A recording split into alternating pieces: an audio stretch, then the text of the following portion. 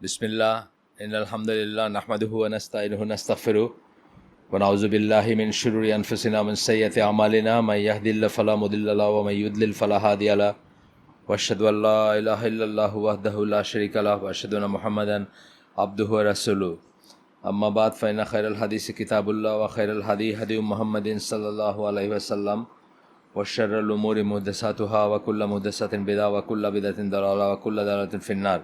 আসসালামু আলাইকুম ওয়া রাহমাতুল্লাহি ওয়া বারাকাতুহু। আপনারা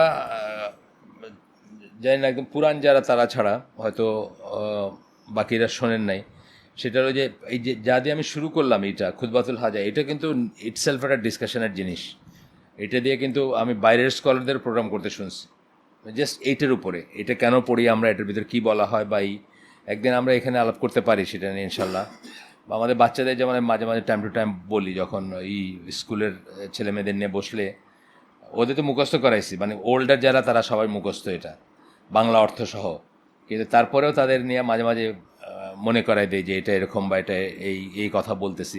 মানে জাস্ট এই একটা জিনিস ভালো করে বুঝলে কিন্তু মানে আমাদের দেশের প্রত্যেকটা খুতবাতে, জুমার খুতবাতে কোনো না কোনো ফর্মে এটা বলা হয়, কিন্তু এই যে এই কথাটা বলতেছে বইলেও কিন্তু বেদাত করতেছে, বুঝছেন না? মানে কুল্লা বিদাতিন দলালা বা কুল্লা দালাতিন ফিন্নার, এটা কিন্তু বলতেছে বইলা, কিন্তু তারপরে ওই অমুকের জন্য দোয়াটা চাইতেছে, অমুকের জন্য এটা করতেছে, হাত তুলে দোয়া করছে, লম্বা করে দোয়া। এই এই বাংলাদেশে কিন্তু ভালো হুজুরের একটা হলো ভালো করে দোয়া করতে পারে, যে শুধু এখানে না, মানে দুইটা জিনিস দেখা গেছে। বা গ্রামে যেসব ওয়াজ হয়, আপনার গেছেন কি আমি যাই না, যদি গিয়ে থাকেন বা শুনে থাকেন, আমাদের তো যাইতে হয় না, মাইকে শুনতে পারি, আমাদের মাদ্রাসা এত কাছে আর কি।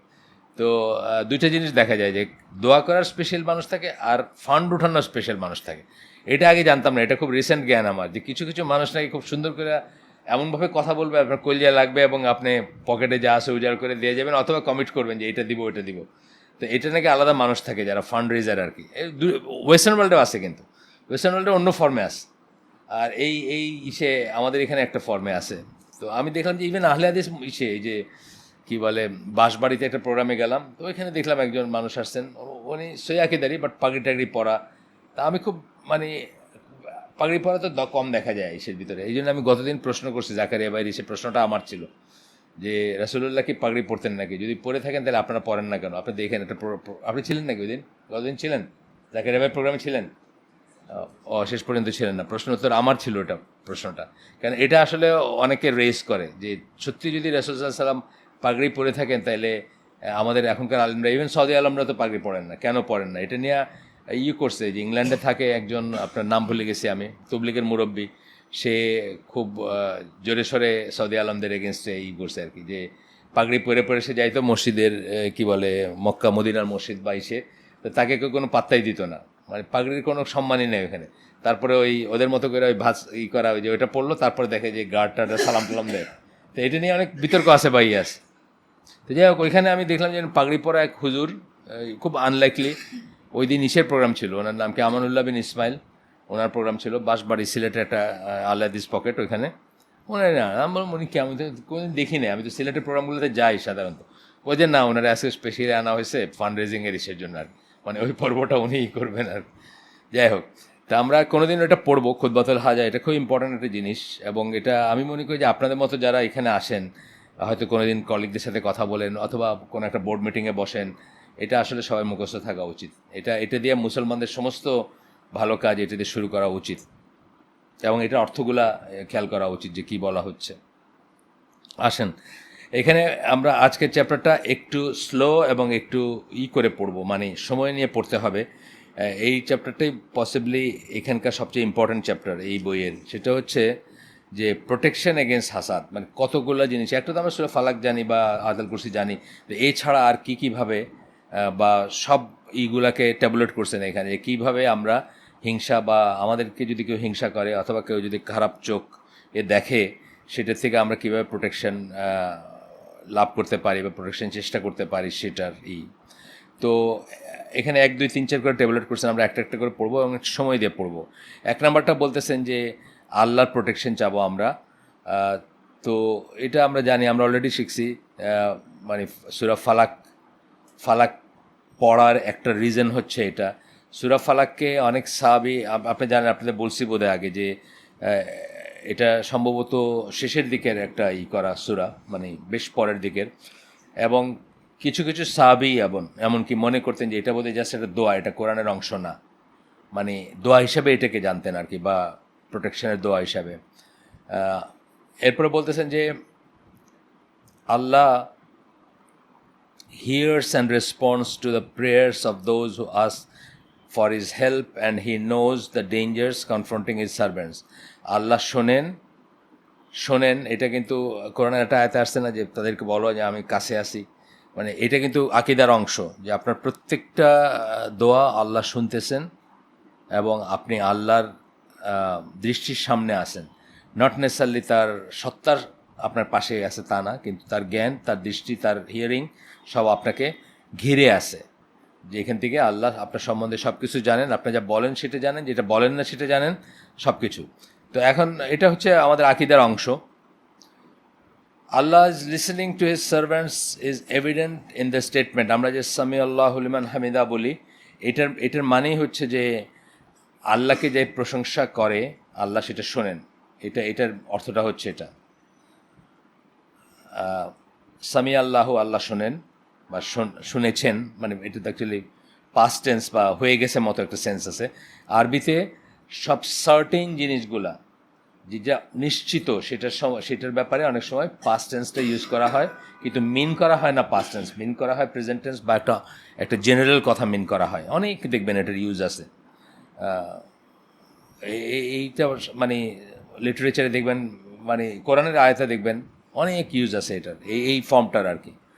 আর কিছু কিছু আছে পাস্ট টেন্স ইউজ করা হয় যেটা সার্টেনটির জন্য, এবং ডবল মিনিং এইটাও বোঝাইতে অনেক অনেক তফসিরকার বলছেন যে যেমন কিয়ামতের ব্যাপারে, কিয়ামতের সামনে সংগঠিত হবে, জান্নাতের সামনে হবে, আমাদের জন্য সামনে না, কিন্তু কোরআনে পাস্ট টেন্স ইউজ করা হয়েছে। তো তার কারণ হচ্ছে যে ইটার্নাল টাইমে তো আসলে এটা হয়ে গেছে, এটা অনেকের তফসির। ইটার্নাল টাইমে হয়ে গেছে কারণ আমরা আমাদের বিশ্বাস বা আকিদা অনুযায়ী কি আল্লাহ তো টাইম বাউন্ড কিছু না, টাইমের ভ্যারিয়েবল না, কাজে আল্লাহর কাছে পাস্ট প্রেজেন্ট ফিউচার বলে কিছু নাই, সব কিছু একসাথে আছে। সুতরাং ইটার্নাল টাইমে বা আল্লাহর ডাইমেনশনে আমাদের জান্নাত জাহান্নাম হয়ে গেছে অলরেডি। এই জন্য অনেকে এটাকে এইভাবে ইন্টারপ্রেট করছেন। যে আমি নিজেই পড়ছি কোনো একটা তফসিরে, এখন মানে খুঁজলে বলতে পারবো কোথায় আর কি। এবং একটা বই আছে ডায়ালগ উইথ অ্যান এথিস্ট, বইটা আমি অনেকে সাজেস্ট করি যাদের নিজেদের অথবা নিজেদের ক্লোজ জনদের ভিতরে কোনো ডাউটফুল ব্যাপার আছে বা ডাউট আছে, কোনো আছে না, মানে একটু সন্দেহ একটা ভাব আছে, বা আসলে কি এরকম নাকি, আসলে কি ওরকম নাকি, আছে কিন্তু। আর এখনকার যে যুগ, প্রতিনিয়ত আপনাকে সন্দেহ উস্কায় দেওয়া হচ্ছে।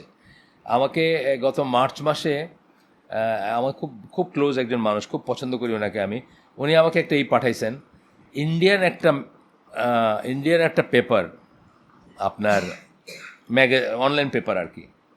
সেইখানে আসছে যে সবচেয়ে মানে ইসলামিক দেশ কোনগুলা, এখানে মানে লিস্ট করছেন, মানে সব অমুসলিম দেশ আর কি। 1 নম্বরে হচ্ছে নিউজিল্যান্ড, 2 নম্বরে হচ্ছে লুক্সেমবার্গ, এরকম আর কি, বুঝছেন তো? আপনি দেখছেন এটা? আচ্ছা, শুনছেন তো। আমি এত মন খারাপ হয়েছে যে উনি আমাকে বলছে স্যার এটার ব্যাপারে একটু কমেন্ট করেন। উনি রিটায়ার্ড উইং কমান্ডার এয়ারফোর্সের, আমার খুব ক্লোজ মানুষ। স্যার এটার ব্যাপারে আপনি একটু কমেন্ট করেন। আমি এত মন খারাপ হয়েছে যে আমি কোনো কমেন্টই করি না এটা নিয়ে, কারণ এটা বাইরে হচ্ছে ইন্ডিয়ান পেপারে, এটা 2016 একটা 2018-তে উনি আমাকে ফরওয়ার্ড করতেছেন বা জিজ্ঞেস করতেছেন আমার কমেন্ট কি। এটা রিসার্চ বা লিখছেন যারা, তারা দুইজন জর্জটাউন ইউনিভার্সিটি, কী বলে, ওয়াশিংটনে একটা ইউনিভার্সিটির আপনার কী বলে টিচার, জর্জ ওয়াশিংটন বোধ হয় না, নাকি জর্জটাউন, আমি ভুলে গেছি, মানে ওয়ালাইকুম সালাম, ঈশের নামটা কি জর্জটাউন বা জর্জ ওয়াশিংটন আমি শিওর না, আপনি বলতে পারবেন? এই ওয়াশিংটন সিটিতে যে জর্জটাউন ইউনিভার্সিটি না জর্জ ওয়াশিংটন, না জর্জটাউন বোধ হয় এটা। এনিওয়ে এটা আমি দেখে দিতে পারবো। ওইখানকার আরও অনেক আছে যে মুসলমানদের ফেভারে উনি কথাবার্তা বলেন। জন এসপোসিটো, উনি ওই ইউনিভার্সিটির টিচার। তো যাই হোক, ছিলেন, আমি এখনকার কথা জানি না, আগে ছিলেন। তো ওই ইউনিভার্সিটির দুইজন বা ওইখানকার দুইজন রিসার্চার, দুইজনই ইরানিয়ান শিয়াইট, বুঝছেন তো, এবং ওনারা ওইখানে বসবাস করেন। তারা লেখছেন 1 নম্বরে হলো, ওয়ালাইকুম সালাম, 1 নম্বরে হলো আপনার নিউজিল্যান্ড, 2 নম্বরে হলো লুক্সেমবার্গ অ্যান্ড সো অন, আবার আয়ারল্যান্ড এগুলো আছে, এগুলো নাকি সবচেয়ে ইসলাম ওইখানেই আছে, আর কোথাও নাই আর কি। এগুলো তো অনেক পুরান কথা, আমাদের দেশের মানুষ যারা কানাডা আমেরিকায় যায়, সেটেল করে, ইংল্যান্ডে যায়, তাদের এইটাই কথা। তো আমি আমার খুব লাগছে, আমি ওনার প্রশ্নের উত্তর দিই, উনিও বুঝছেন, উনি আর সেকেন্ড টাইম আমাকে আর করেন নাই, মানে নক করেন নাই, উনিও বুঝছেন যে আমি কি বলবো বা কী। এই 2-3 দিন আগে আমাদের এক দিনী বোন, উনি ইংল্যান্ডে থাকেন, উনি আবার এটা আমার ফরওয়ার্ড করে বলছে চেক ইট আউট আর কি। তা আমি তখন পারলাম না পাইরা আমি কিছু 2-4টা কথা লিখলাম যে এরকম তারা শিয়াইট। হ্যাঁ, ওয়াশিংটনের ওই ইউনিভার্সিটির নাম বলে জর্জ টাউন, আপনি সার্চ করে দেখেন তো, জর্জ টাউন নাকি কথাটা, জর্জ টাউন, হ্যাঁ ওইটা ওয়াশিংটন ডিসিতে, তাই না? তাই আমি মানে it is not George Washington university, George town আমার যতদূর মনে পড়তেছে, এবং ওয়াশিংটন ডিসিতে আছে এটা, মানে ওয়াশিংটনে আছে আর কি এটা। তো যাই হোক, এখন উনি আমাকে বলতেছেন যে চেক ইট আউট। তো আমার তখন এই মহিলা যিনি, মানে উনি আমার উনিও খুব ক্লোজ, মানে দিনী বোন হিসাবে, আমি তাকে দেখি নাই কখনো বা দায়ী। তো উনি কি নিয়তে বলছেন আমাকে আমি সেটা জানি না, কারণ ওনাকে আমি বেশ কিছু নসিহা করছি এটা নিয়ে, ইংল্যান্ডে থাকা টাকা এটা সেটা, বা ওইখানে থেকে কীভাবে আমাদের ডিজেনারেশন হচ্ছে বা হচ্ছে, কিছু কাজ আমরা একসাথে করছিও, মানে এইসব লাইনে। জর্জ টাউন না? হ্যাঁ, জর্জ টাউন, ওয়াশিংটন ডিসি, ঠিক আছে, আমি মানে কনফার্ম হয়ে গেলাম। হঠাৎ বলতে গিয়ে আমার মনে হলো যে কি জর্জ ওয়াশিংটন না তো, আবার নামটা জর্জ টাউনই আমার মনে পড়তেছে। যেমন আসলে ওই ইউনিভার্সিটির নামের সাথে শহরের নামের কোনো হবে এমন কোনো কথা নেই। কলম্বিয়া ইউনিভার্সিটি হচ্ছে নিউ ইয়র্কে, যেমন ধরেন নাম তো কলম্বিয়া ইউনিভার্সিটি, কিন্তু জায়গাটা হচ্ছে নিউ ইয়র্কে, এরকম আর কি। এটার সাথে কোনো থাকতে হবে এমন কোনো কথা নাই। আর কলম্বাস আমেরিকাতে, মানে অলিতে গলিতে ভর্তি আর কি, গেলে দেখবেন, মানে কলম্বিয়া রিভার হচ্ছে ওয়াশিংটন স্টেটে, ওয়াশিংটন আর অরেগনের মাঝখানে, মানে এরকম আর কি। মানে কতগুলো নাম ঘুরে ফিরে আসে না ওদের, প্রত্যেক জাতিতে, আমাদের দেশেও আছে কিছু নাম দেখবেন, এই গঞ্জ ওই গঞ্জ, কতগুলো নাম আছে না। মিরপুর নামটা যেমন, হয়তো বাংলাদেশে আপনি 20টা মিরপুর পাইবেন আর কি। আচ্ছা যাই হোক, আমরা ফিরে আসি এসে। তো উনি আমাকে যখন ফরওয়ার্ড করছেন, আমি তখন আর আর আমার ধৈর্যটা একটু ভেঙে গেছে। আমি তখন ওনাকে ওই লিঙ্কগুলো দিলাম যে আসল আর্টিকেলটা কোথায় প্রথম বাইরেছে, ইন্ডিয়ান পেপারে বাইরেছে, কিন্তু মানে ইন্ডিয়ান পেপারে ইসলাম সম্বন্ধে কিছু বাইরেলে আপনি মানে প্রথমেই তো একটু চিন্তা করার ব্যাপার থাকে বা থাকে। আর এমনি তো ডিকনস্ট্রাকশন একটা ব্যাপার তো অনেক দিন ধরেই চলতেছে, ইসলামটাকে ডিপ্লিট করানো করানো। তো আমি তখন বললাম যে ওনাকে অবশ্য প্রথমটা বলিনি, আপনাদের বলতেছি যে নিউজিল্যান্ড হলো 1 নম্বর।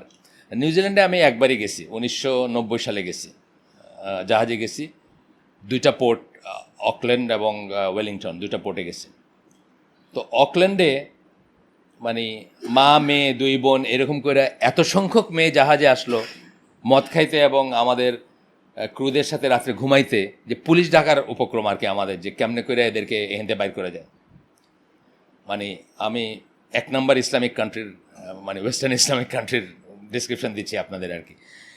এবং আমার খারাপ লাগছে যে আমাদের ক্রুগুলো ছিল মালয়েশিয়ান ক্রু ছিল, মালয়েশিয়ান মানে Malay, not Malaysian, Malay Singaporean, মালয়েশিয়ানও ছিল।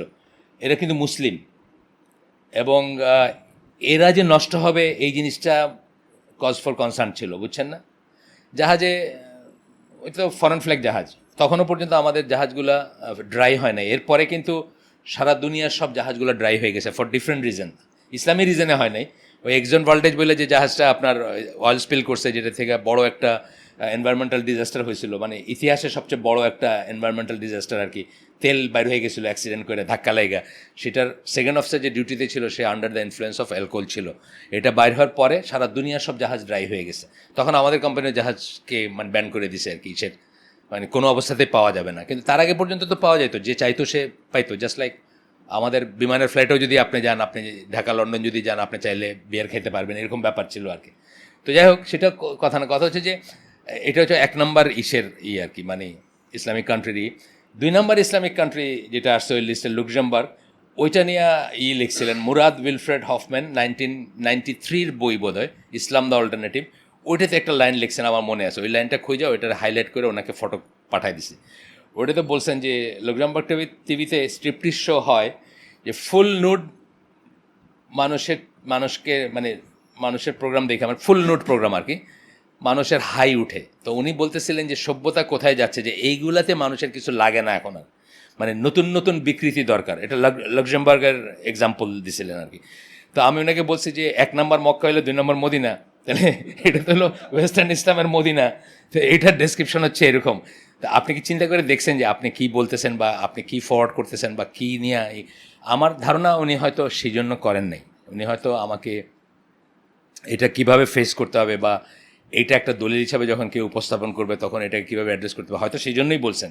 কিন্তু আমার মেজাজটা খুব খারাপ হতে আমি ওই বইটা আমার মনে আছে যে একটা ওই বইটাতে মানে এরকম একটা ডিসকাশন ছিল, কষ্ট হয়েছে আমার খুঁজে বাইর করে, তারপরে ওটাকে হাইলাইট করে ওনাকে ছবিটা পাঠিয়ে দিছি যে এটা হলো 2 নম্বর হলিয়েস্ট সিটি অফ ওয়েস্টার্ন ইসলাম এর অবস্থা আর কি। আর 1 নম্বরটা আর ওনাকে বলি নাই, কারণ উনি তো মহিলা, আমার তো লজ্জা লাগছে যে 1 নম্বরটা বলা, ওইটা তো জাস্ট আমি ছবিটা তুলে পাঠিয়ে দিছি, আর কিছু বলি নেই, বলতে হয় নাই।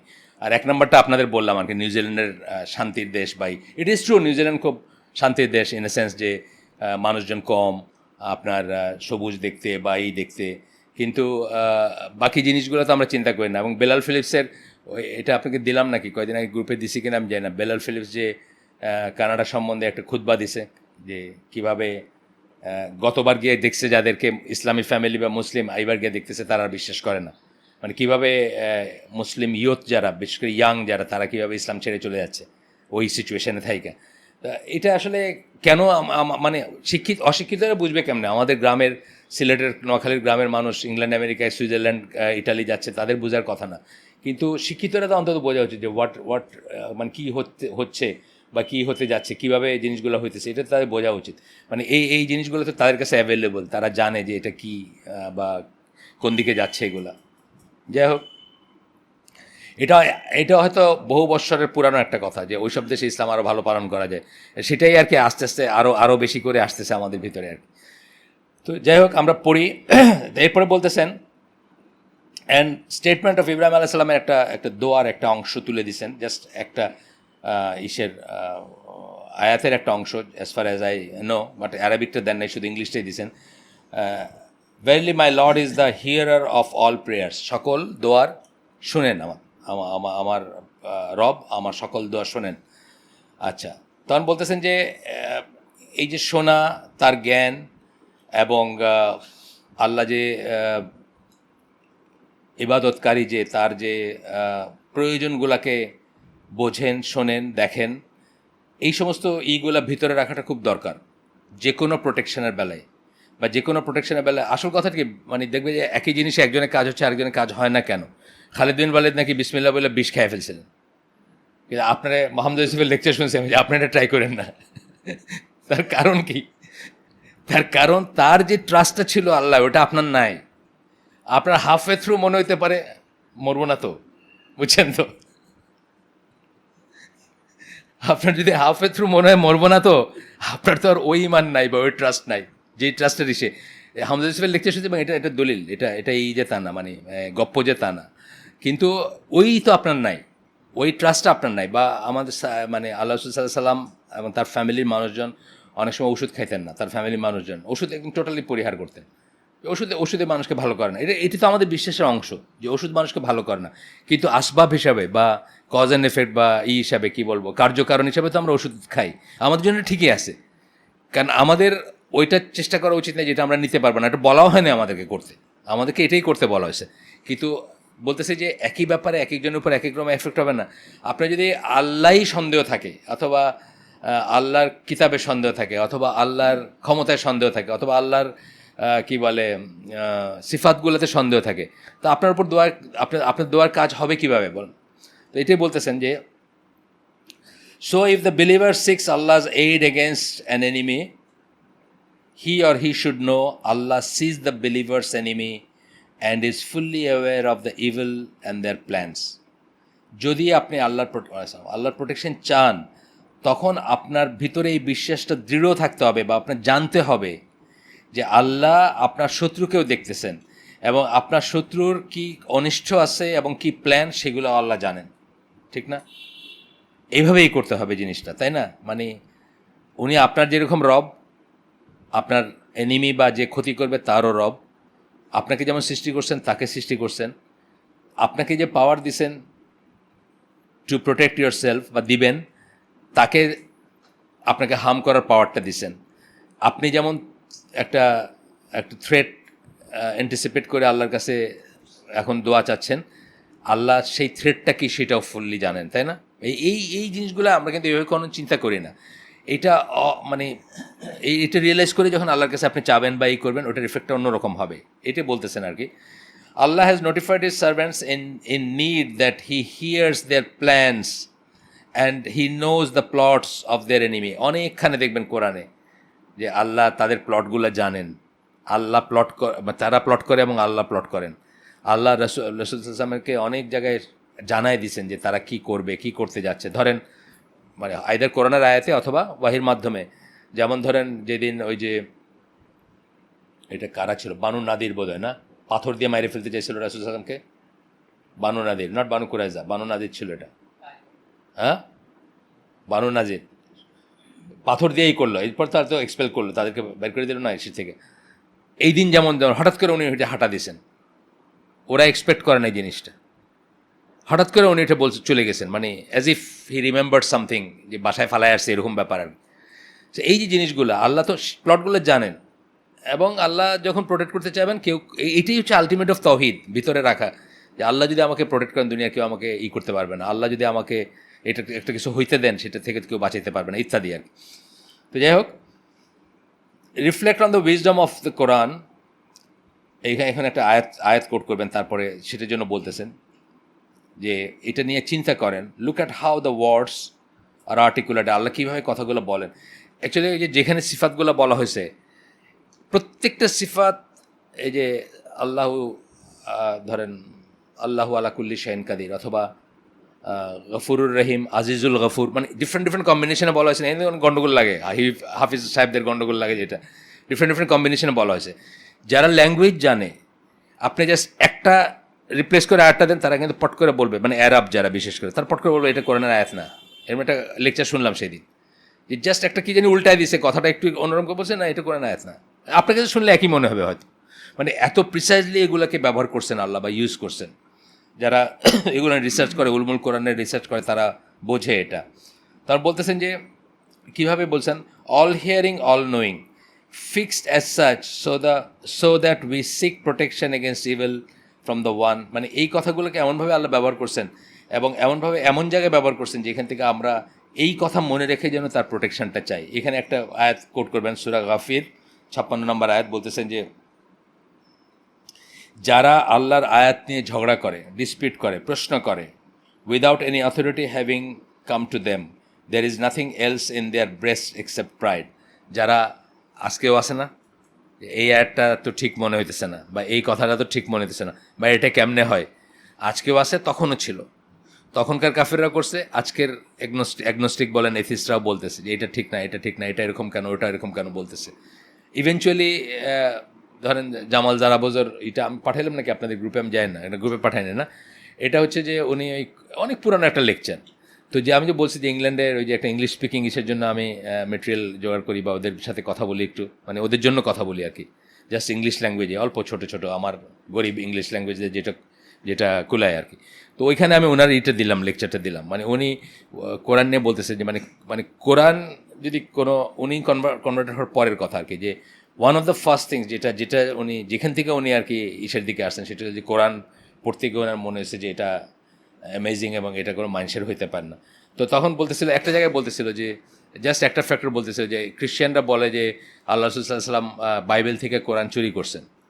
তো উনি তখন বলতেছিলেন যে যদি মানে নিয়ে থাকেন, মানে নজবিল্লা বলে, মানে উনি তো এটা মনে করেন না, কিন্তু বলছেন নিয়ে থাকলে উনি খুবই ইন্টেলিজেন্ট ওয়েতে কপি করছেন, যে একটা ভুলও বাইবেলের কিন্তু রিপিটেড হয় না এই কোরআনে, এটা বলতেছিলেন। তো উনি কতগুলো উদাহরণ দিতেছিলেন, যেমন আল্লাহ নাকি ওই ফল খাওয়ার পরে আদমরে আয়সা খুঁজে বেড়াইতেছেন, জান্নাতে এসে খুঁজে পাইতেছেন না আদম কোথায়।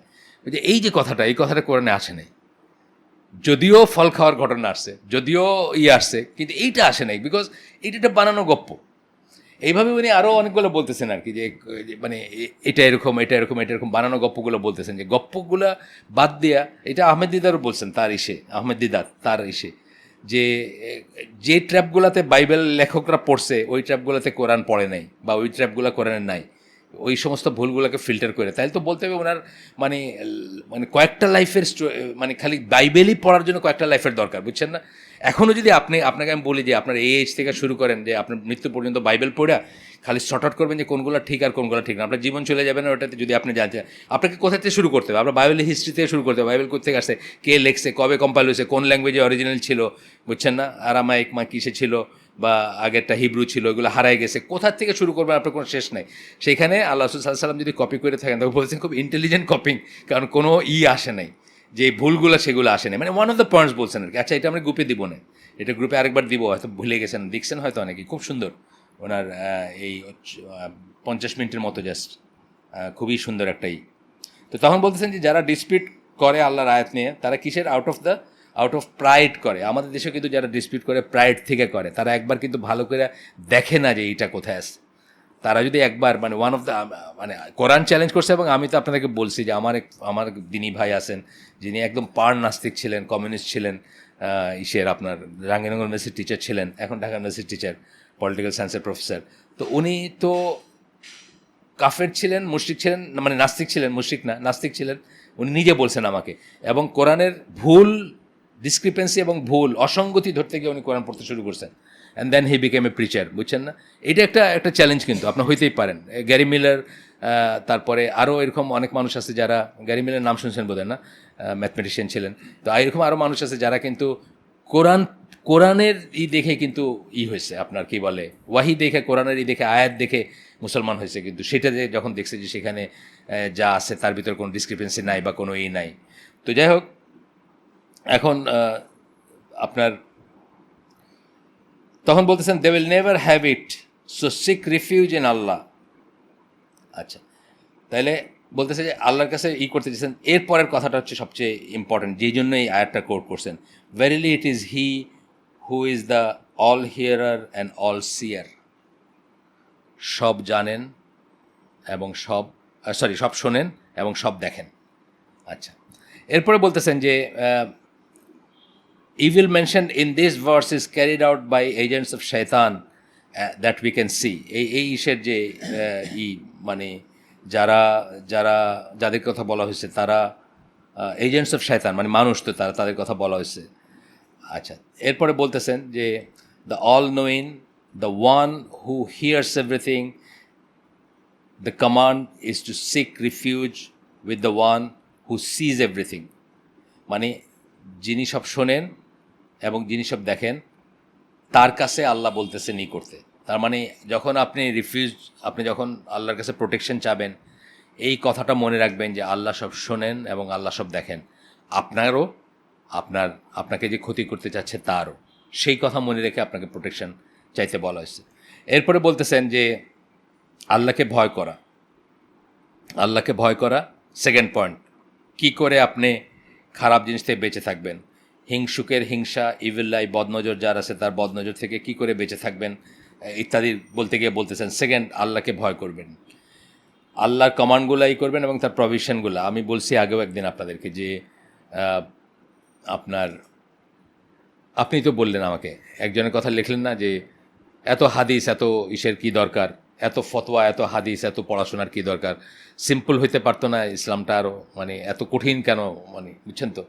তা উনি আমাকে সেটা সাজেশন চাইলেন। আমি তখন ওনাকে সাজেশন দিলাম যে আপনি আমি তো এক লাইনে বলে দিতে পারতাম, কোনো হাদিস পড়ার দরকার নাই, কোনো দলিল, ফতোয়া, হালাকা কিছুর দরকার নাই, এক লাইন। কিন্তু আপনি সেটা করতে পারবেন, সেটা হলো যে আল্লাহ যা বলছেন সেটা করবেন, আল্লাহ যা নিষেধ করছেন ওটা করবেন না। এক লাইনে হয়ে গেল না? পুরা ইসলামের অনুশাসন তো এক লাইনে হয়ে গেছে, যে আল্লাহ যা আদেশ করছেন এটা করবেন, আর যে নিষেধ করছেন এটা করবেন না।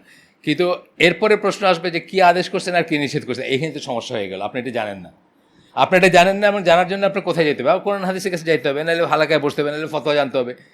আপনি যদি জানতেন, আপনার যদি সেই জ্ঞান থাকতো, তো এক লাইন ছিল এটা। তো এইখানেও এরকম করে বলতেছেন যে ফুলফিল ইজ কমান্ড, তার আল্লাহর আদেশগুলোকে বাস্তবায়িত করেন এবং যা নিষেধ করছেন তার থেকে বেঁচে থাকেন। এরপরে বলছেন যে আল্লাহকে ভয় করে, তার জন্য আল্লাহ একাই যথেষ্ট এবং আল্লাহ তাকে প্রোটেক্ট করেন এবং আল্লাহ তাকে প্রিজার্ভ করেন, মানে সংরক্ষিত রাখেন আল্লাহ তাকে। আল্লাহ বলছেন সূরা আলে ইমরান 120 নম্বর আয়াতে, but if you remain patient and become আল মুত্তাকুন, not the least harm will their plot বা মানে কানিংনেস ডু টু ইউ। যদি আপনি পেশেন্ট হন, ধৈর্য ধরবেন, দুইটা কথা বলছেন। আর মুত্তাকুনের ভিতরে ওটা চলে আসছে। মুত্তাকুন মানে কি? যার তাকওয়া আছে। যার তাকওয়া আছে সেই তো আপনার আল্লাহ যা বলছেন সেটা করবে, এবং যেটা করছেন মানে নিষেধ করছে সেটাতে বেঁচে থাকবে। সো এই মুত্তাকিনের ভিতরে চলে আসছে এটা। আর আসছে কি? ধৈর্য আসছে। তারপরে বলছেন যে তাইলে তাদের কোনো কিছু আপনাকে আর ক্ষতি করতে পারবে না। আর এটা খুব সিম্পল মানুষের ভিতর দেখবেন, খুব খুব মানে আমরা মুত্তাকিন বলতে তো আর এটা খুব একদম পাগড়িওয়ালা আলখাল্লাওয়ালা বা খুব একদম মানে বাইরের থেকে দেখা যাবে ওই ধরনের কোনো মানুষ হইতে হবে এমন কোনো কথা নেই। খুব সিম্পল মানুষের ভিতরে থাকতে পারে, একেবারে একেবারে ডাউন টু আর্থ মানুষের ভিতরে থাকতে পারে। আমাদের পাড়ায় একজন আছেন, আমাদের সাথে নামাজে যান, খুব সুন্দর ড্রেস পরে যাবেন, আগে সালাম করবেন সবসময়, এবং দেখলে লো ইনকাম গ্রুপের মনে হয়, বাট কি এটা আন্দাজ করা যায় না। তা আমি একদিন যাইতেছি, সালাম আলকি কথাবার্তা হইতেছে, উনি আমাকে জিজ্ঞেস করছেন কেমন আছেন, আমি করতেছি। তো শেষে আমার ইয়াহিয়া বলতেছে উনি কিন্তু রিক্সাওয়ালা, বুঝছেন তো। এখন তার যেভাবে উনি 5 ওয়াক্ত সালাতে যান, যেভাবে উনি বেস্ট কাপড়টা পসিবলি ওনার পরে যান, যেভাবে উনি করেন, মানে ওনার প্রফেশনের কোনো ব্যাপার নাই এখানে, বা উনি কত গরিব সেটার কোনো ব্যাপার নাই। ওনাকে দেখলে আপনার শুধু একটা কথাই মনে হবে, উনি একজন ভালো মুসলিম, আর কিছু আপনার মাথায় আসবেও না। সো এরকম তাকওয়ার ব্যাপারটা হচ্ছে এরকম ব্যাপার। এটা মানে নট নেসারলি আপনার দেখেই মনে হবে আপনার যে আছে না কিছু মানুষ খুব অন্যরকমভাবে টালখালা পড়া, বেশি করে পিটিরা যেরকম হয় আর কি, মানে ওরা একটা আলাদা একটা এফেক্ট ফেলে আর কি। একটা লাঠি হাতে আসে, হয়তো একটা হুঙ্কার ছাড়লো, স্টেজে ওইটা, বুঝছেন না, সব চুপ, এরকম কিছু না আর কি। যাই হোক, তো এরপরটা আসতেছে যে ইবনে আব্বাসের বর্ণনা আছে, রাসূল সাল্লাল্লাহু আলাইহি ওয়াসাল্লাম তাকে বলেন, মেনটেন আল্লাহ অ্যান্ড আল্লাহ উইল মেনটেন ইউ। মেনটেন আল্লাহ and you will find him in front of you. এখানে মেনটেন বলতে কি বোঝাচ্ছেন? যে আল্লাহর যে এইটা আপনার উপর আছে, হকটা আপনার উপর আছে, যা আল্লাহ চাইছেন আপনার কাছে, সেটা আপনি ফুলফিল করেন, আল্লাহ আপনাকে প্রোটেক্ট করবেন, বা আল্লাহ আপনারটুকু আল্লাহ দেখবেন আর কি, সোজা কথা। তো এটা একটা ওয়ে যে আল্লাহকে ভয় করা, এটা হচ্ছে অন্য জিনিস থেকে, খারাপ জিনিস থেকে প্রোটেকশনেরই কিন্তু আমরা পড়তেছি এখন। এবং এটার বাই এক্সটেনশন আল্লাহকে ভয় করলে আপনি যে সমস্ত জিনিস খারাপ জিনিসকে ইনভাইট করে, আপনি ডেফিনেটলি ওগুলোতে দূরে থাকবেন। আপনি আপনার সুখী দাম্পত্য জীবনের ছবি ফেসবুকে পোস্ট করবেন না, বুঝছেন না। আপনি আপনার ঐশ্বর্য পোস্ট করবেন না, অথবা আপনি আরও যা কিছু আছে আপনার ঘরে ওইসব এলিমেন্ট থাকবে না যেসব এলিমেন্টের জন্য খারাপ জিনিস আসতে পারে, ঢুকতে পারে ইত্যাদি। আমরা আগেই পড়ছি এগুলো। যাই হোক, এরপরে বলতেছেন 3 নম্বর পয়েন্টটা, যে শত্রুর এগেনস্টে আপনার যেন ধৈর্য থাকে, তাদেরকে একটা চড় মারলে একটা চড় মারার এই জিনিসটা যেন না থাকে। আপনারা জানেন এটা যদিও আপনার জায়েজ, আপনাকে একটা চড় মারলে আপনি একটা চড় মারতে পারেন, কিন্তু আপনি যদি আল্লাহর সাহায্য চান অথবা স্কোরটা ওইখান থেকে সেটেল করতে চান, আদার দেন এটা সামাজিক কোনো অন্যায় বা যেটার প্রোটেস্ট করা উচিত, যেটার সম্বন্ধে আল্লাহ রসুল বলছেন কোনো অন্যায় ঘটতে দেখলে হাত দিয়ে এই করবে, না হলে মুখ দেওয়া, না হলে অন্তর দেওয়া, সেই ধরনের কোনো ব্যাপার যদি না হয়, ইট ইজ জাস্ট আপনাকে কেউ হিংসা করতেছে, আপনাকে কেউ করতেছে। আবু বকর রাদিয়াল্লাহু আনহু একটা ঘটনা আছে না, গল্প আছে না, যে একটা লোক এসে মিসবিহেভ করতেছিল, গালিগালাজ করতেছিল বা কিছু করতেছিল, তখন ফেরেশতারা হাসতেছিলেন, আল্লাহ রসুল দেখতেছিলেন। কিন্তু যখন আবু বকর রাদিয়াল্লাহু আনহু স্টার্টেড ফাইটিং ব্যাক, উনি যখন রেগে গেছেন এবং তখন ফেরেশতারা চলে গেছেন এখান থেকে। এখানে লেসনটা কী, যে একটা ইভিলকে ইরাডিকেট করতে একটা ভালো দিয়ে, আর একটা ইভিল দিয়ে না, এইটা হচ্ছে লেসনটা। একটা ইভিলকে ইরাডিকেট করতে হয় একটা ভালো দিয়ে। যে ঘটনাগুলোর ব্যাপারে আল্লাহ রসুল বলছেন যে হাত দিয়েই করতে হবে, ওইটাকে ইরাডিকেট করার ভালোই হচ্ছে হাত দিয়েই করার, বুঝছেন তো। ওইটা ইভিল না, কিন্তু তখন যখন ওই পর্যায়ে গেল, সেটাকে আপনি যে স্টপ করতেছেন, এইটাই কিন্তু একটা ভালো, এটা ইভিল না। কিন্তু যখন আপনাকে এসব পার্সোনালি কেউ একটা আপনাকে গালিগালাজ করতেছে অথবা করতেছে, আপনি তাকে গালি দিলেন না, বা আপনি তাকে স্টপ করাইলেন কিন্তু গালি দিলেন না, আরেকটা ইভিল করলেন না, বা আর সে রাগ করতেছে, সে হিংসা করতেছে, আপনি হিংসা করলেন না, এই যে পেশেন্সটা, এটা কিন্তু আপনার একটা way of protecting yourself against the evil, এটা বলতেছেন এখানে।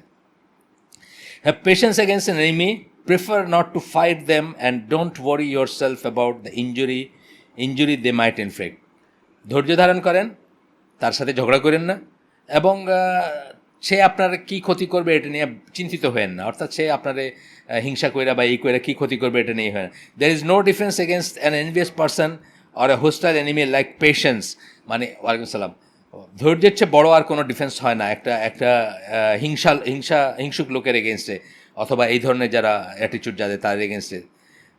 আমরা বাস্তব লাইফে দেখি না, আমি আমার লাইফে তো বহুবার দেখছি যে একজন আরেকজন হিংসা করতেছে, আরেকজন সেটাতে খেলতেছে না, বুঝছেন না, আমি এই টার্মটা ইউজ করলাম। অটোমেটিক্যালি কিন্তু যে হিংসা করলো বা করলো সে কিন্তু ছোট হয়ে যায় জনসমক্ষে বা মানুষের কাছে, এবং যে জাস্ট চুপ করে থাকলো সে তার স্ট্যাটাস অনেক এলিভেটেড হয়ে যায়। একদম রিসেন্ট পাস্টেও আমাদের লাইফের এরকম ঘটনা আছে, আমি দেখছি যে একজন বলে যাচ্ছে আরেকজনের এগেনস্টে, আরেকজন চুপ করে শুনলো, এবং মানে আমাদেরই মানে পরিচিতের ভিতর আছে এক পার্টি বলে যাচ্ছে মানে যত রকম পারতেছে আর কি, জাস্ট আউট অফ হিংসা, আরেকজন কোনো রেসপন্স তো করেই নাই, আমাকে কোনো দিন একটা ওয়ার্ড বলে নাই, এবং আমি তো বুঝতেছি সে আল্লাহর চোখে এবং মানুষের চোখেও সে প্রিভেল করতেছে, সেই জিতে যাচ্ছে বা সেই টিকে যাচ্ছে, সোজা কথা। তো বলতেছেন যে ধৈর্যের চেয়ে বড়ই হয় না, ধৈর্য এবং ডিপেন্ডেন্স অন আল্লাহ, একদিকে ধৈর্য ধরবে, একদিকে আল্লাহর উপর ডিপেন্ড করবে। But do not overload their weakness, কিন্তু তারা যে খারাপ, তারা যে ক্ষতি করার চেষ্টা করতেছে সেটা ওভারলোড করবে না, সেটা সম্বন্ধে কনসিয়াস থাকবে। ইট মাইট গো টু অ্যানাদার লেভেল, আরেকটা লেভেলে যেতে পারে যেখানে আপনাকে একটা স্টেপ নিতে হইতে পারে, তাই না? আপনার হয়তো আপনার কথার কথা আমি জাস্ট বলতেছি, আপনার ছেলে মেয়েকে এই ফ্যামিলির সাথে ফর দ্য টাইম বিং মিশতে বন্ধ করতে হইতে পারে, আপনার মেশা বন্ধ করতে হইতে পারে, এরকম একটা সিচুয়েশন হতে পারে। সো উইকেটনেসটা আপনি ওভারলুক করবেন না, কিন্তু আপনি ফাইট ব্যাক করবেন না, বা আপনি তাদের সাথে একটা হলো ধৈর্যই করবেন, একটা হলো টিট ফর ট্যাট, মানে আপনার একটা গালি দিল আপনি একটা গালি দেন, এটা করবেন না, এটার কোনো শেষ নাই আসলে। আপনি দেখবেন যে ফ্যামিলি দাম্পত্য জীবনের এটা হিংসার কথা বলতেছি না, ঝগড়ার কথা বলছি। দাম্পত্য জীবনের ঝগড়াগুলো দেখেন আপনি, বা অন্য মানে ক্লোজ ইস্যু ঝগড়াগুলোকে, কথার পেটে কথা থেকে কিন্তু একদম ছোটো জিনিস থেকে বড় জিনিস হয়ে যায়। আপনাদের অনেকবার বলছি আমার জাহিলি যুগের একটা ইসের কথা, গল্পের কথা, একটা গল্প আছে, বই আছে, মুভিও হয়েছে, ওয়ার অফ দ্য রোজেস। কিছুই না, সামান্য একটা জিনিস নিয়ে হাজব্যান্ড ওয়াইফের শুরু হয়, একটা একটা একটা একটা বাড়তে বাড়তে বাড়তে বাড়তে শেষ পর্যন্ত দুইজন মারা যায়, মানে একদিনে না, over the period of time দুজন মারা যায় শেষ পর্যন্ত। তো এই যে ব্যাপারটা, এটা এটা এভাবে হয় আর কি, মানে যদি একজন, আল্লাহ রসুল কী বলছেন যে মানে হাঁটলে দাঁড়াইলে বসে পড়তে, এরকম শুনছেন না? অজু করতে বলছেন, বা এই সুন্নায় আসছে না অজু করা, এগুলো কেন আসছে? জাস্ট টু মানে রাগ, ঝগড়া, কথার পিঠে কথা, ঝগড়ার পিঠে ঝগড়া, এগুলো স্যাটানিক আর কি, এগুলো আগুনের মতো বাড়তে থাকে, বুঝছেন না? আগুন যেরকম যদি প্রথম 30 সেকেন্ডে যদি আপনি অ্যাড্রেস করতে পারতেন, পৃথিবীর সবচেয়ে বড় অগ্নিকাণ্ড তো হয়তো হইতো না আর কি, প্রথম 30 সেকেন্ড বা প্রথম 10 সেকেন্ড। তা আমাদের তো ট্রেনিং দেওয়া হয় জাহাজে, যেহেতু চাকরি করি, জাহাজের ওয়ান অফ দ্য সিভিয়ার তো হচ্ছে আগুন। মানে যে কটা জিনিসে জাহাজ হয় তার ভিতরে ফায়ার ফাইটিং, লাইফ সেভিং, দুইটা ব্যাপার জাহাজের প্রত্যেকটা মানুষকেই করা হয়। কীভাবে আগুনকে করবেন, এখানে বলা যে প্রথম কয়েক সেকেন্ডের ভিতরে যদি আপনি অ্যাড্রেস করতে পারেন, পৃথিবীর সবচেয়ে ভয়ঙ্করতম আগুন যেটা ঘটছে ওটা হয়তো ঘটতো না। কিন্তু কেন পারে না, যাই হোক নানা কারণে পারে না। একই ব্যাপার, মানে এই ঝগড়াঝাটি বা হিংসির ব্যাপারগুলো আপনি যদি প্রথমেই কন্টেন্ট করতে পারেন এবং বাড়তে না দেন, বাড়বে কীভাবে? একটার এগেনস্টে একটা করতে করতে কিন্তু বাড়বে। বাড়তে যদি না দেন তাহলে হয়তো এটা কোনো পরিণতিতে পৌঁছাবে না, কিছুই হবে না। কিন্তু বাড়তে দিলে, আমি যেটা একটা উদাহরণ দিলাম, একদম জাস্ট তাদের মৃত্যু হয় আর কি এটার থেকে, ঝগড়াঝাটি থেকে। আমাদের দেশে দেখবেন যে এই যে মাইরে ফেলছে, কেটে ফেলছে, পেপার খুললে আজকাল প্রায় দেখেন না? আপনারা দেখেন ইনিশিয়ালি তো জিনিসটা খুব ছোটো একটা জিনিস থেকে শুরু হয়েছে, বিশেষ করে জায়গা জমি নিয়ে যেগুলো হয়, গ্রামে দেখেন না, জায়গা জমি নিয়ে ঝগড়া করে মরে গেছে, বা একটা গাছ কাটা নিয়ে ঝগড়া করে মরে গেছে। আচ্ছা, তো এখন বলতেছেন যে আল্লাহর উপর ডিপেন্ডেন্স এবং ইচ্ছা, কিন্তু ওভারলুক করবেন না। আচ্ছা, তারপরে বলতেছেন whenever this evil doer envies someone, their own envy is the envied person's weapon and power against the envier. যখন কেউ কাউকে হিংসা করে, তখন তার নিজের অস্ত্র, হিংসুক যে তার নিজের যে অস্ত্র, অর্থাৎ হিংসাটা যেটা, এইটাই হচ্ছে তার এগেনস্টে বেস্ট অস্ত্র, যাকে হিংসা করলো তার। অর্থাৎ সে যদি যে চুপ করে, এটি মিররের মতো তার উপর ফিরে আসে। যখন সে দেখে যে তার হিংসাটার এফেক্ট নাই, সে নিজের হিংসায় নিজে চলে যায়। আপনাকে অ্যাকচুয়ালি হিংসুক কী চায় আপনার কাছে? আপনার উপর এফেক্ট হোক, আপনি অসুখী হন, আপনি জ্বলে ওঠেন, বা আপনি ভীত সন্ত্রস্ত হন, অথবা আপনি ত্রস্ত হন, অথবা আপনার ডিস্টার্বড হন, এগুলো চায়। যখন এর কোনোটাই সে দেখে না, তখন সেই হিংসা তারে পোড়ায় মেরে ফেলে, অর্থাৎ সে নিজে আত্মগ্লানিতে মরে যায়। এটাও কিন্তু দেখবেন আপনি অনেক জায়গায়। আমি আপনাদেরকে একটা ফ্রেজের কথা বলি, the opposite of love is not hate but indifference. হ্যাঁ, ভালোবাসার উল্টা যেটা, এটা ঘৃণা না, কিন্তু ওটা হচ্ছে ইনডিফারেন্স। মানে আপনি আপনার উপর আপনি সে আসে কি না এটাই আপনি করলেন না, বুঝছেন না? মানে ইনডিফারেন্স কী বলে, মানে এটা কী বলে, নির্বিকার বলি যেটা। আপনি নির্বিকার থাকলেন, আমি আপনাকে অনেক কিছু করতে চাইলাম কিন্তু আপনি নির্বিকার থাকলেন, আমার সমস্ত এফোর্টগুলো কী হলো, ফেল করে গেল আসলে, বুঝছেন তো? এবং এইটা হচ্ছে অপোজিট অফ লাভ, মানে ভালোবাসার উল্টাটা। ঘৃণা না, কিন্তু ঘৃণা করলেও আপনি আমাকে ইম্পর্টেন্স দিলেন, এটার মিনিংটা হচ্ছে এটা, যে যখনই আপনি ঘৃণা করলেন, তেলে বেগুনে জ্বলে উঠলেন, আমার তেলে মানে আমি কিন্তু আপনার সমান, বা আপনি আমার সমান, এবং আপনি আমাকে ইম্পর্টেন্স দিলেন। কিন্তু যখন আপনি ইনডিফারেন্ট থাকলেন, আমাকে কিন্তু আপনি একদম শেষ করে দিলেন, বিকজ আমি বুঝলাম যে আমার কোনো কিছু কোনো কাজে লাগলো না, বুঝছেন তো? মানে তার উপরে ফিরে আসুন, সেটাতেই সে জ্বলে পড়ে মরবে আর কি, এটাই বলতেছেন এখানে, যে the aggressor is fighting against themselves but doesn't know it. In turn, their evil is like an arrow. They shoot from their soul and lands in their soul. একটা তীরের মতো তার অ্যাগ্রেশনটা, তার ঘৃণাটা, তার হিংসাটা, তার বদনজরটা, বা যাই বলেন আপনি, বা তার যে খারাপ চাওয়া, হিংসার ব্যাপারটা আমরা কী দেখছিলাম, যে হিংসুক কী চায়। হিংসুক আর জেলাসের ভিতরে আমরা তফাৎ করছিলাম। হিংসুক কী চায়? হিংসুক চায় যে নিয়ামতটা আপনার না থাকুক, প্রথম পর্যায়ে চায়। দ্বিতীয় পর্যায়ে চায় কি, যে নিয়ামত তো থাকবেই না, উল্টা আপনার ক্ষতি হোক, এটা চায়। মানে ধরেন আপনি খুব ভালো অ্যাথলেট, আপনি বা অথবা আপনি খুব ভালো ফিজিক্যালি ফিট, এটা থাকুক না। সেকেন্ড চায় যে আপনি পঙ্গু হয়ে যান পারলে, বুঝছেন না? মানে এই যে ব্যাপারটা বলতেছেন, যে তীরটা যেটা সে ছুড়ল, এই তীরটা যদি কোনো জায়গায় না লাগে, তো বুমেরাঙের মতো এটা ফিরে আসে তার নিজের সোলের উপর, সেটা সে জানে না, এবং তার সোলে ল্যান্ড করে। অর্থাৎ নিষ্ফল যখন হয়, তখন তার সোলটা জ্বলে, মানে আরও জ্বলে পুড়ে মরে আর কি, হিংসায় বা আরও ইসে। Plus if the wrongdoer were able to see their transgression, wrongdoer were able to see their transgression, it would please them. However, due to a weak understanding, they would only see their evil take flight, not knowing where it lands. সে যদি জানতো যে সীমা লঙ্ঘন করলে কি হয়, তাইলে বুঝতো যে এইটাই ঠিক, বা এটাই হওয়ার, বা এটাই মানে সে নিজের ভুলটা বুঝে যেত আর কি, সোজা কথা। কিন্তু সে যেহেতু উইক ইমানের, বা সে যেহেতু এগুলো নিয়ে চিন্তা করে না, সুতরাং সে শুধু দেখে যে তীরটা সে ছুড়লো, কিন্তু সেই তীরটা যে এসে আবার তার উপরে ল্যান্ড করতেছে, তার অনিষ্টটা, তার এটা সে রিয়েলাইজ করে না তখন। আচ্ছা, আল্লাহ বলেন সূরা হজের 60 নম্বর আয়াত, and whoever has retaliated with the like of that which he has made to suffer and then has again wronged, Allah will surely help him. মানে কেউ যদি এরকম করে, যে ধরেন আপনি আমাকে একটা খারাপ করছেন, একটা থাপ্পড় মারছেন, আমি আপনাকে থাপ্পড় মারছি একটা, এই পর্যন্ত ঠিক আছে। তারপরে যদি আবার আমাকে একটা থাপ্পড় মারা হয়, মানে আবারও যদি আমাকে করা হয়, বা আবারও যদি আমাকে কি বলে জুলুম করা হয়, আমি যদি একটা জুলুমের এগেনস্ট একটা করি, আমি কিন্তু ওই যে বললাম যে একটা লিমিট পর্যন্ত স্কোর সেটেল করা জায়েজ আছে, করতে পারেন আপনি। কিন্তু তারপরে যদি আবার আমাকে করা হয়, তাহলে আল্লাহ আমার সাহায্যে দাঁড়াবেন। মানে আবারও যদি আমার উপর জুলুম করা হয়, ভুল করা হয়, বা আমাকে অত্যাচার করা হয়, তাইলে এই ভার্সে আল্লাহ কি বলতেছেন? আল্লাহ গ্যারান্টি করতেছেন his help at the same time he has fulfilled his duty. মানে আল্লাহ কি করতেছেন? হিজ বড় হাতের হিজ হেল্প, আল্লাহ তার হেল্প করতেছেন, কি বলে, গ্যারান্টি করতেছেন আপনাকে। আচ্ছা, এবং আল্লাহ উইল শিওরলি হেল্প হিম, এবং আল্লাহ গ্যারান্টি করতেছেন, এবং তার ডিউটি গ্যারান্টি করতেছেন, যে এইটা তার ডিউটি, আপনাকে হেল্প করাটা তার ডিউটি।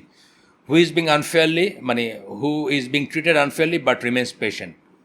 মানে তা এখানে বলতেছেন যে, so what about the individual who has yet to receive Allah's help, who is being treated unfairly but remains patient. কিন্তু যে এখনও স্কোর সেটেল করে নাই, এটা কিন্তু স্কোর সেটেল করছে, যে তার কথা বলতেছেন। একটা জুলুমের এগেনস্টে সে একটা করছে, একটা ঢিল মারার এগেনস্টে সে একটা ঢিল মারছে, তারপরে আবার তাকে করা হইতেছে এরকম। যেই জন্য ওই যে এটা সূরা হজের আয়াত, সূরা হজে দিছেন না, ওই যে যাদের ঘর থেকে বিতাড়ন করা হয়েছে, যাদের তাদেরকে পারমিশন দিয়েছেন, তো অনলি ইন ডিফেন্স বলছেন না, ডিফেন্সে মানে সমান। তারপরে যদি আবার তাদের কি করা হয়, তাহলে আল্লাহ তাদের ডেফিনেটলি তাদেরকে করবেন, সাহায্য করবেন, এবং তাদের এই ওয়ার্ডটা কি, ওয়ার্ডিংটা এক্স্যাক্টলি কী ছিল, দাঁড়ান এক সেকেন্ড, এক্স্যাক্ট ওয়ার্ডটা আমি বলি, কী বলছেন আল্লাহ, হ্যাঁ হ্যাঁ সাহায্য বলছেন, হেল্প বলছেন, রাইট।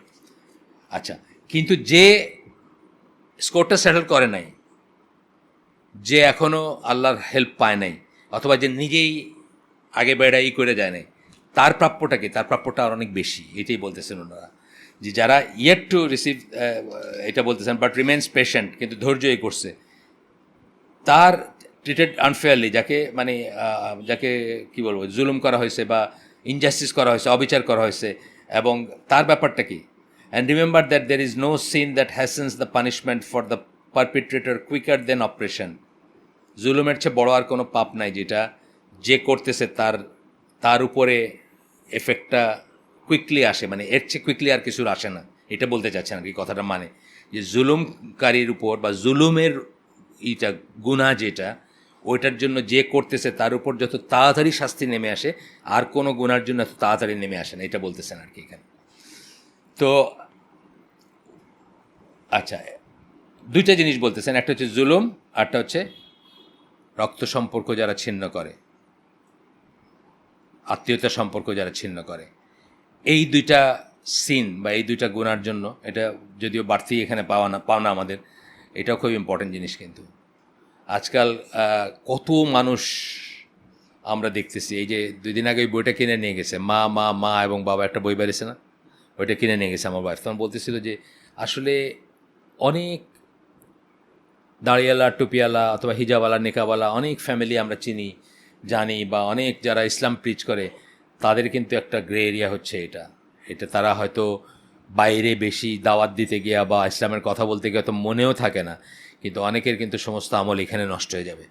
জান্নাত জাহান্নামের দরজা যে বলা হয়েছে বাপ মা দিয়ে শুরু করবেন, ফ্যামিলির মানে কাটিং টাইজ বলতে, টাই সবচেয়ে বড় টাই কোনটা, এটাই তো, তারপরে যাবেন অন্য জায়গায় আর, তো বাপ মা দিয়ে শুরু করবেন, দেন বোন বা এটা এরকম অনওয়ার্ড বাইরের দিকে যাবে।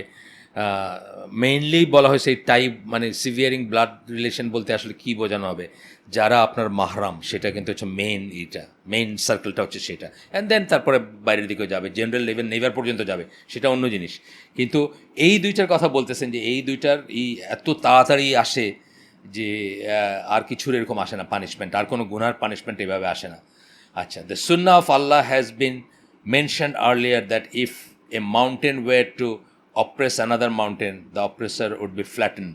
মানে সুন্নাত থেকে বলা হয়েছে যে একটা পাহাড় যদি আটটা পাহাড়ের উপর জুলুম করতো, সেই জুলুমকারী পাহাড়টাকে ফ্ল্যাট করে দেওয়া হতো, মানে এত সিভিয়ার এই ব্যাপারটা আর কি।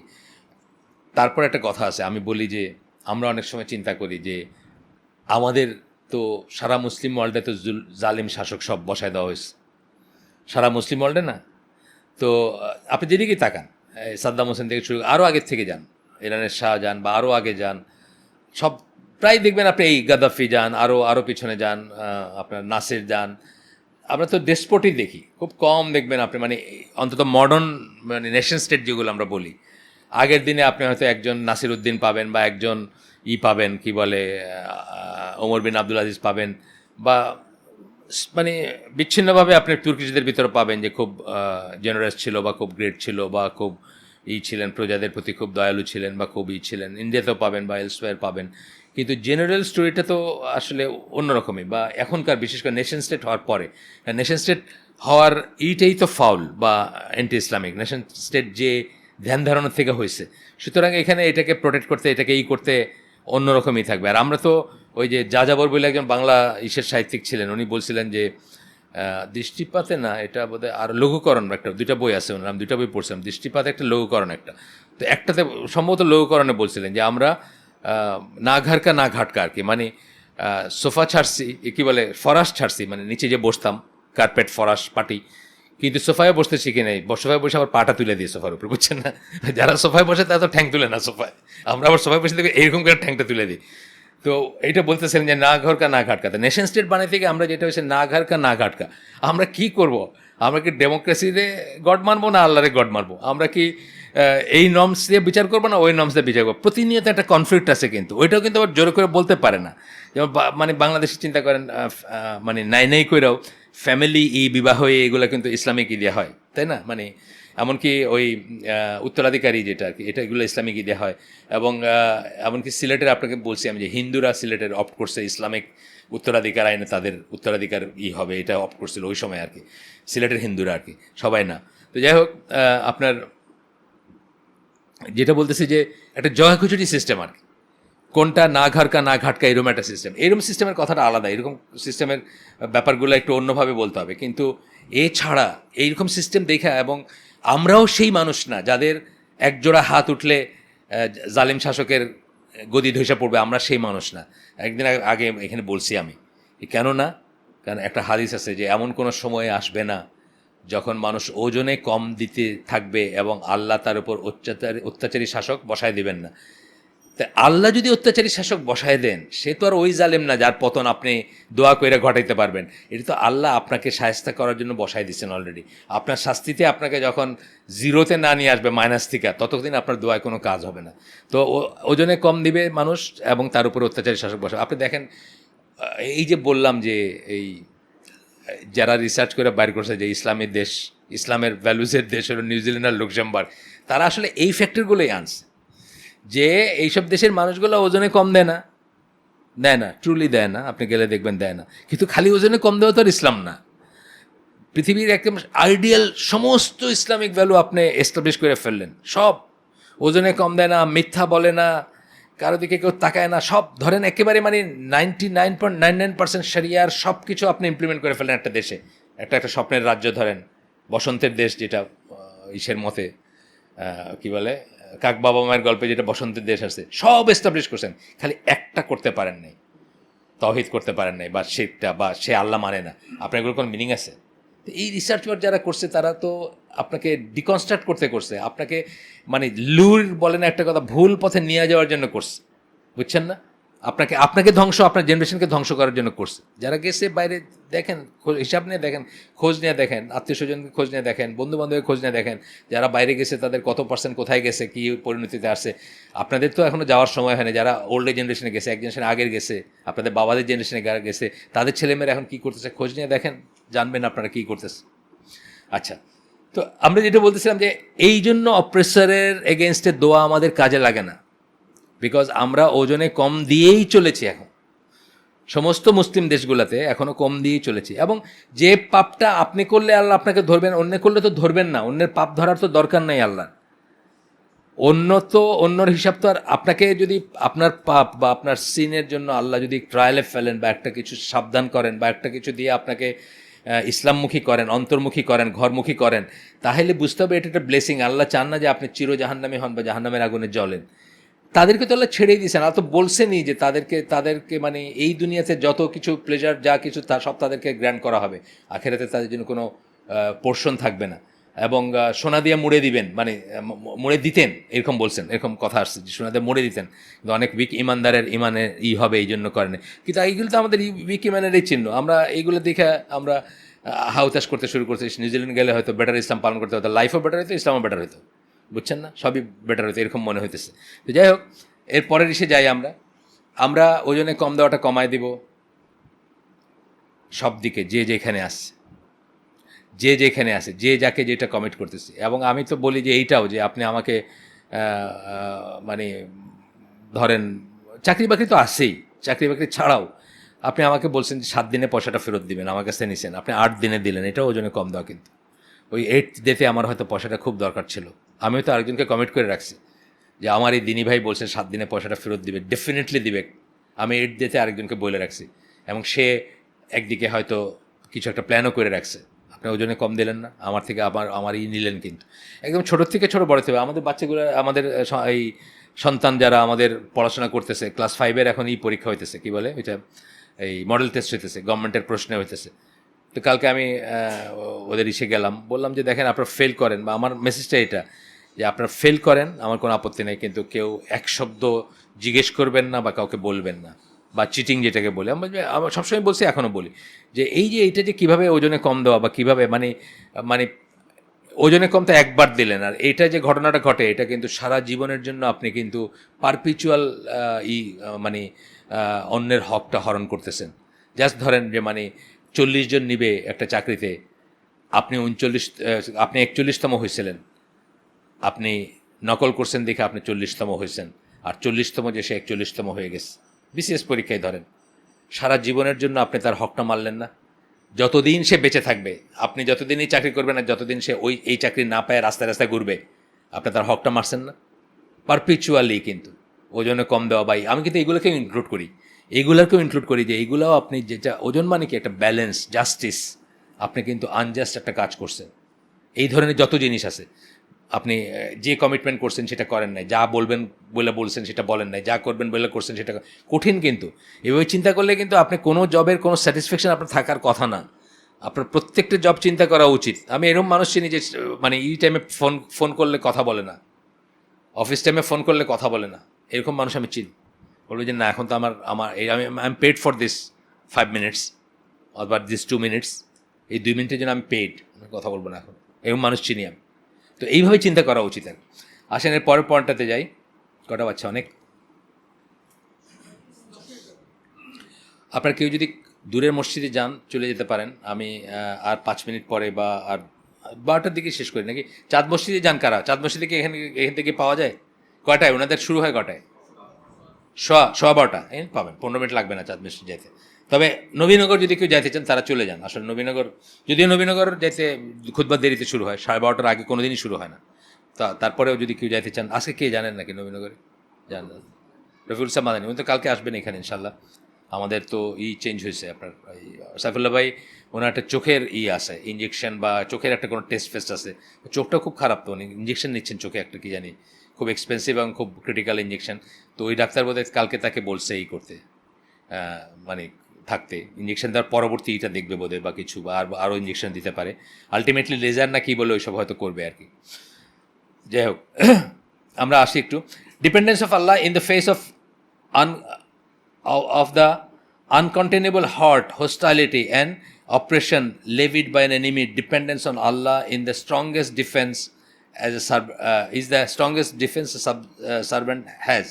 আপনার যখন কিছু করার নাই, আনকন্টেনেবল হার্ট মানে যেটাকে আপনি কন্টেন করতে পারেন না, আপনি ধারণ করতে পারতেছেন না, এবং ওইটাকে আপনি কি বলবো সীমিত রাখতেও পারতেছেন না। হোস্টাইলিটি, অপারেশন, যখন কেউ শত্রু আপনার উপরই করে, তখন আল্লাহর উপর ডিপেন্ড করাটাই হচ্ছে আপনার best defence. Strong and indefensible because the opponent has no chance against the one whom Allah protects and suffices. যদি সত্যি আপনি আল্লাহর কাছে ওইভাবে রিলাই করেন, তাওয়াক্কুল যেটাকে বলি, এবং সত্যি যদি আল্লাহর উপর ডিপেন্ড করতে পারেন, তাইলে আপনার এটা এনাফ হবে এবং এটাকে কেউই করতে পারবে না। তারপরে এনিমি ব্লো, যেটা মানে এনিমি যেটা আপনার শত্রু আপনাকে যেটা যেই ক্ষতিটাই দেখ বা যেই ক্ষতিটাই করতে চাক, সেটা একজন বিশ্বাসীর উপরে খুবই মাইল্ড ইফেক্ট হবে। কী ধরনের হবে? ধরেন গরম, ঠান্ডা, ক্ষুধা, তৃষ্ণা, এই ধরনেরই হবে। মানে আউট অফ মানুষ কী কাজগুলো করে, মানুষ কী করবে আসলে, কিন্তু মানুষ আপনার মেটেরিয়াল জিনিসটাই দেখে, আপনার ভিতরে হ্যাপিনেস বা আপনার কন্টেনমেন্ট এটা কেউ দেখে না। আপনাকে মেটেরিয়ালি কষ্ট দিতে চায়, মেটেরিয়ালি নিয়ামতটা হরণ করতে চায়। মেটেরিয়াল মানে চোখে দেখা যায় যেটা, সেটার আমরা জানি যে চোখে দেখা এই জিনিসগুলা, যেগুলা চোখে দেখা যা কিছু কষ্ট মানুষের, এটা অনেক কম কষ্ট। চোখে যেটা দেখা যায় না ওটা অনেক বড় কষ্ট। চোখে যেটা দেখা যায় না ওটা অনেক বড় কষ্ট। As for the evildoers' effect on the target of their hostility, it is never permanent. আর একটা জিনিস যে এইসব জিনিসগুলো কোনোদিন পার্মানেন্ট না। আপনার একটা নিয়ামত চলে গেল, বা একটা কষ্ট হইলো, আপনার গাছটা কেটে দিল, বা আপনার একটা কিছু হার্ম করলো আপনাকে, এটা চিরস্থায়ী না, আপনার জীবনটাই চিরস্থায়ী না, সুতরাং এটার এফেক্টটা চিরস্থায়ী না, এটা পার্মানেন্ট না। Distinguish the effect of their hostility from the superficial harm it appears to have caused and the reality help for the targeted and harm to the sender. আপনি এটা তো হলো টেম্পোরারি একটা জিনিস, কিন্তু যেটা দেখা যায় না সেটা আপনি যদি চিন্তা করেন যে আপনার জন্য আল্লাহর হেল্প আসবে এবং তার জন্য পানিশমেন্ট আসবে, যেহেতু সে আগে বেড়ে একটা হার্ম করছে, সেটা কিন্তু অনেক স্থায়ী একটা জিনিস বা অনেক পার্মানেন্ট একটা জিনিস হইতে পারে, বা অনেক যেরকম আরও বললাম যে দোয়া বললাম দুইটা, অপ্রেসড এবং সম্পর্ক ছিন্নকারীর উপরে আল্লাহর গজব নেমে আসে, খুব তাড়াতাড়ি দ্রুত নেমে আসে। সো যে যে আপনার অপ্রেস করছে, সে একটা ঘটনায় হয়তো আপনাকে অপ্রেস করছে, কিন্তু শাস্তিটা তো পার্মানেন্ট একটা কিছু হতে পারে, বুঝছেন না? পার্মানেন্ট একটা কিছু হয় বা হইতে পারে, হয়ও, শুধু হইতে পারে না, হয়ও। তারপরে আপনার কি বলে অন্যটাও, যেটা আপনার রক্ত সম্পর্ক যে ছিন্ন করছে বা একটা সে মনে করতেছে সে কষ্ট, কিন্তু তার জন্য সে জাহান্নাম মান করলো। বাপ মাকে আমরা জান্নাতের দরজা বলছি না, সে জান্নাতের দরজা নষ্ট করে দিল, সে জাহান্নাম মান করলো। তারটা তো অনেক বড় ক্ষতি বা অনেক বড়ই। আচ্ছা, এরপরে আসেন, সাম অফ দ্য সালাফ have said Allah repays every deed in kind. আল্লাহ প্রত্যেকটা কাজকে ইন কাইন্ড বলতে মানে ক্যাশ অ্যান্ড কাইন্ড বলি না আমরা, ওই কাইন্ড বোঝানো হচ্ছে এখানে। Thus an individual's reward for dependence on Allah. আপনি যদি আল্লাহর উপর ডিপেন্ড করেন, তার যে রিওয়ার্ডটা, তার যে আপনার পুরস্কারটা, সেটা হচ্ছে কি, Allah entrusts that person's affair to himself. আপনি আল্লাহর উপর ডিপেন্ড করলেন, আল্লাহ আপনার অ্যাফেয়ারগুলো তার হাতে নিয়ে নেন, আর আপনার চিন্তার ব্যাপার নেই। আমরা এগুলো পড়ছি না দোয়াতে, ওই যে ওই আপনার যেখানে আমরা সালাওয়াত রাসূল সাল্লাল্লাহু আলাইহি ওয়াসাল্লামের উপর, এখানে এটাতে এই পয়েন্টে আমরা শেষ করে দেবো ইনশাল্লাহ। যেখানে রাসূল সাল্লাল্লাহু আলাইহি ওয়াসাল্লামের উপর সালাওয়াতের এইটা পড়ছিলাম, বইটা পড়ছিলাম, আপনাদের মনে আছে কিনা জানি না। ওখানে কী ছিল, যে উবাই ইবনে কাব জিজ্ঞেস করছেন রাসূল সাল্লাল্লাহু আলাইহি ওয়াসাল্লামকে যে ইয়া রাসূলুল্লাহ, আমি এই তাশাহুদের পরে আর দোয়াগুলোর পরে যে সমস্ত প্রেসক্রাইব দোয়া আছে, কী বলে ওইগুলোকে, মাসুরা, দোয়া মাসুরা, ওগুলোর পরে আমি আমার যে সময়টুকু আছে নিজের জন্য চাওয়ার, ওই সময় আমি আপনার উপর দরুদ পড়ি, মানে সালাওয়াত পড়ি। তো এটা কতক্ষণ পড়ব? 1/4। তখন আল্লাহ রসুল বলছেন যে হ্যাঁ 1/4 ঠিক আছে, বাট আরও বেশি হলে ভালো হয়। হাফ বলছেন, 1/3 বলছেন। ফাইনালি যেটা বোঝাইছেন স্কলাররা, বা এই হাদিসটা বলার যে অর্থ, যে যখন আপনি আল্লাহর উপর সালাওয়াত পড়েন, আল্লাহ আপনার র্যাঙ্ক 10 টাইমস বাড়ায় দেন, আপনার গুনাহ মাফ করে দেন, এবং আরও যেসব আর কি বলা হয়েছে, যে আল্লাহ আপনাকে প্রেস করেন, মানে সালাওয়াত মানে তো প্রেস করা। সো আল্লাহ যার গুনাহ মাফ করে দেন, যাকে এলিভেট করেন, যার স্ট্যাটাস, এবং যার গুনাহ মাফ করে দেন, তার তো আর কিছু চাওয়ার দরকার হয় না, বুঝছেন না? এই জিনিসটা কিন্তু বোঝাইছেন, যখন আপনি আল্লাহর উপর ডিপেন্ড করবেন, আপনার অ্যাফেয়ার আল্লাহর অ্যাফেয়ার হয়ে যায়। অর্থাৎ আপনাকে কী করে আল্লাহ বাঁচাবেন এটা থেকে, সেটা আল্লাহর ব্যাপার হয়ে যায় যখন আপনি ওইভাবে ডিপেন্ড করতে পারবেন। যখন আপনি গুহার ভিতরে পা দেখা যাচ্ছে ঘোড়ার, আপনি যখন বলবেন যে আমরা দুইজন না, আল্লাহ আমাদের সাথে আছেন, তখন আল্লাহ সেই অ্যাফেয়ার তার হাতে নেবেন। এটা হচ্ছে এই পয়েন্টটারই আর কি। এবং এটা সহজ না, এটা একদিনে আসে না। এটা কিন্তু ইমানের কোনো জিনিস কিন্তু নার্চার করার ব্যাপার আছে, আস্তে আস্তে আস্তে আস্তে এটা গ্রো করে। সৎ কাজ থেকে আমরা জানি, সৎ কাজ থেকে ইমান বাড়ে, অসৎ কাজ থেকে ইমান কমে। সৎ কাজ করতে করতে করতে করতে আপনি হয়তো এই লেভেলে যাবেন, যখন আপনি এই পর্যায়ে তাওয়াক্কুল করতে পারবেন না বা করতে পারবেন। তো এখানে শেষ করে দিচ্ছি আমরা সূরা তালাকের 3 নম্বর আয়াত। And whosoever puts his trust in Allah and then Allah will suffice him. সূরা তালাকের 3 নম্বর আয়াত। এটার আসছে যে আনপ্রেসিডেন্টেড মিনস থেকে আল্লাহ আপনাকে দিবেন, আপনি চিন্তাও করেন না এরকম জায়গা থেকে হেল্প আসবে। আমরা আজকে এখানে শেষ করে দিই। সুবহানাকা আল্লাহুম্মা বিহামদিকা আশহাদু আল্লা ইলাহা ইল্লা আনতা আস্তাগফিরুকা ওয়া আতুবু ইলাইক। এই চ্যাপ্টারটা একটু আস্তে যাবে, কারণ এই চ্যাপ্টারটাতে আমি স্কিপ করে পড়তে চাইনি। আমি চাইছি যে মোটামুটিভাবে সব কিছুই করবো, মানে মোটামুটিভাবে সব কিছু একটু একটু করে করবো, কারণ এই চ্যাপ্টারটা একটু অন্যভাবে তারা ফ্রেম করছেন আর কি। আসসালামু আলাইকুম রহমতুল্লাহি ওয়া বারাকাতুহু।